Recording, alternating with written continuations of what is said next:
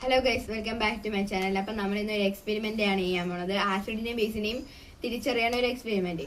നമ്മളിപ്പോൾ ലിറ്റ്മസ് പേപ്പറിന് വരെ ഇൻഡിക്കേറ്റർ ആയിട്ട് മഞ്ഞപ്പൊടിയാണ് എടുത്തിട്ടുള്ളത്. അപ്പം നമുക്ക് എക്സ്പെരിമെന്റിലോട്ട് പോവാം. ആദ്യം തന്നെ ഈ തുണിയിൽ ഇച്ചിരി വെള്ളം മുക്കിയിട്ട് മഞ്ഞപ്പൊടി മുക്കാം. വെള്ളം മുക്കിയിട്ട് മഞ്ഞപ്പൊടി മുക്കാം. എന്നിട്ട് പേപ്പറിലൊന്ന് തേച്ച് പിടിപ്പിക്കാം.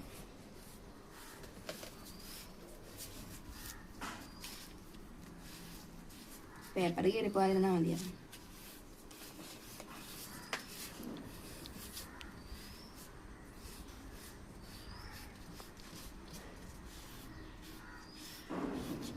ഇതൊക്കെ മതി.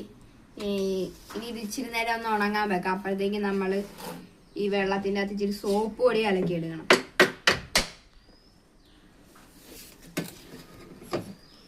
സോപ്പ് പൊടി കലക്കുവാണ്.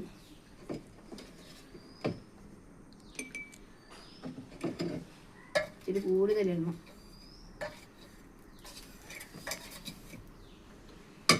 ഇനി നമുക്കൊന്ന് ഇതൊന്ന് കലക്കി കൊടുക്കണം.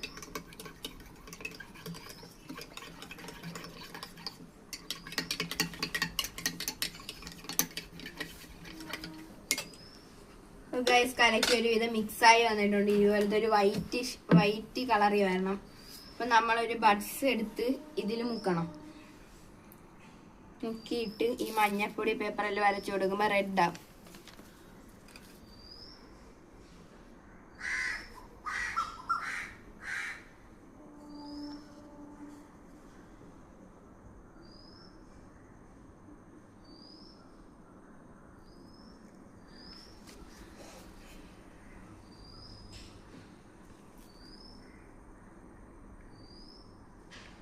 ഞാൻ ഇതിൻ്റെ അത് ചാർജ് ചെയ്യണമെന്നാണ് എഴുതിയിട്ടുള്ളത്. അപ്പം നമ്മളിനി ഇത് ന്യൂട്രൽ ആക്കണമെങ്കിൽ ഇത് നാരങ്ങ ആസിഡിക് സബ്സ്റ്റൻസ് ഈ ബേസിലാണ്.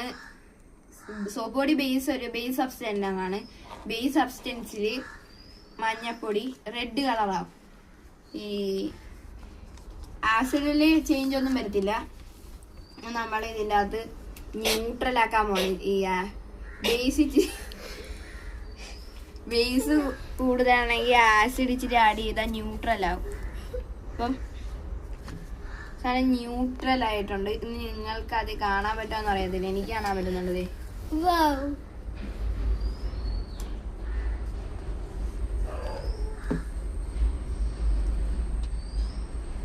ഞാനാണെങ്കിൽ ഒന്നും കൂടെ